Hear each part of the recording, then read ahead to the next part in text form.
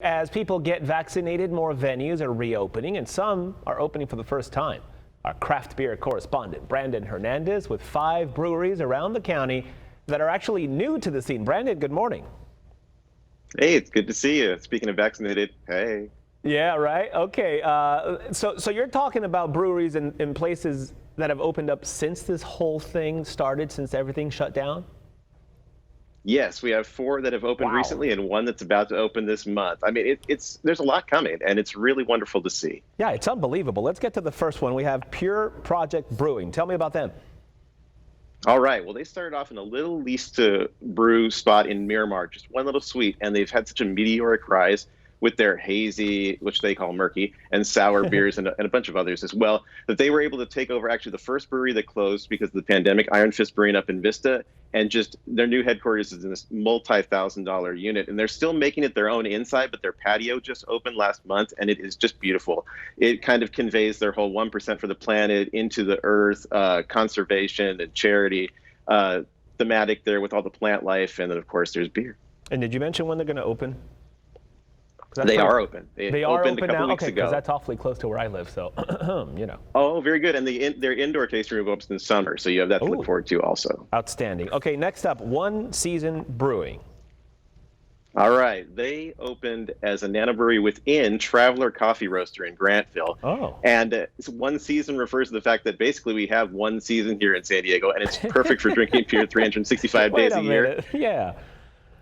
Yeah, and it's also good for activities like some things that you like biking, Right. hiking, and the new one wheels that are out there. So this place actually, in addition to being a coffee roastery and then a nano brewery, also sells items for that and apparel and everything. So the idea is to bring people in for coffee, give them a nice, comfortable place to kind of shop, and then also get beer and hang around for the rest of the day. So it's kind of clever, and all the beers they make are lower in ABV and lower in calories, so they kind of support the kind of lifestyle and the adventure sports that Wow. they're supporting there too. All right, I'm checking off the list. Check, check, check. Okay, good stuff there. Next up, we have New Harlan Brewing.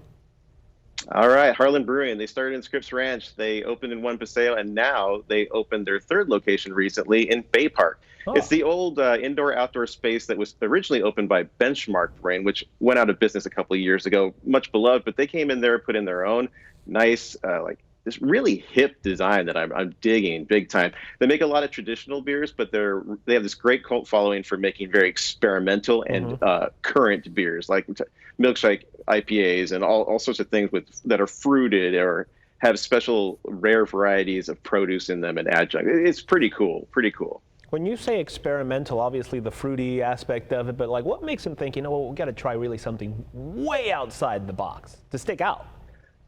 I think that what inspires them to do it is the fact that the drinking public really is interested in that. The beer lovers are always looking for the next best thing. They appreciate the standards, like West Coast IPA, that's never going to die. Lagers are great, but they always want to see who's going to do the next thing and what will take off. And it's amazing the number of different styles that have taken off in the last decade alone. But they're always trying to be on the bleeding edge there with that, and pretty respectable. I mean, the brewers are getting so creative. It's amazing. Let's talk about Little Miss Brewing. All right, Little Miss, they probably have the most brewery tasting rooms in all of San Diego, but you probably haven't heard of them. They're based in Miramar. They have a scheme here that they've developed where they go into lesser served communities where there aren't as many tasting rooms, which is really clever to me. So now they've opened in Lakeside, and they're the first brewery-owned venue that the community's ever had.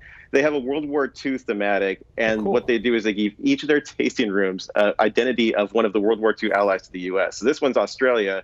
So it kind of has this World War II feel, but also Paul Hogan as Crocodile Dundee and a bunch of murals. So you get a little bit of everything there, and that kind of speaks to the kind of beers they produce too. They're all over the map, and it's a former bar, so it's a fun time place, you know? All right, last but not least, if I butcher this, please correct me.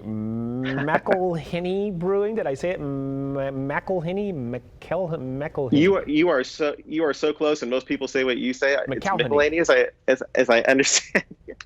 So this is actually a very, very famous name in San Diego brewing and brewing in general. This is the original family that brought Alpine Beer Company to life back in 1999. Yeah. They eventually sold that business to Green Flash after they'd made it just popular around the world, really. Like anybody coming to San Diego would make a trip all the way to Little Old Alpine, and people made regular weekend pilgrimages there to get their IPAs especially and their pale ales.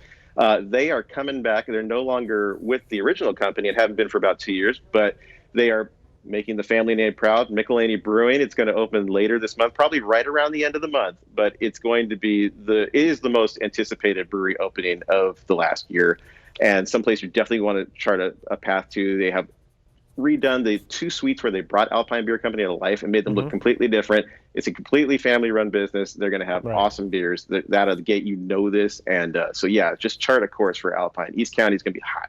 You know, I always wonder when you have that kind of success with the Alpine Brewing and then you sell it off and then you start a different one, how do you tweak your recipe? How do you go completely different from the product that you sold to somebody else?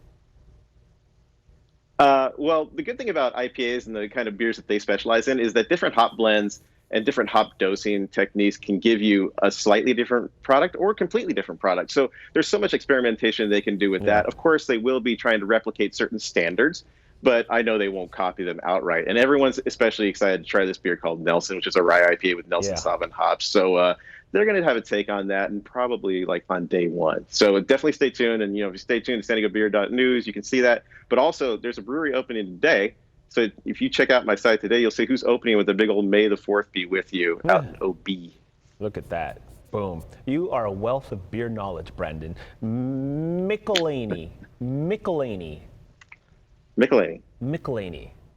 See, I got that. You have a whole month to practice and go out there and get some great IPAs. I'll go with you. Deal. Brandon, thank you. Pleasure as always. For more on the beer news, you can go to fox5sandiego.com and click the Scene On tab.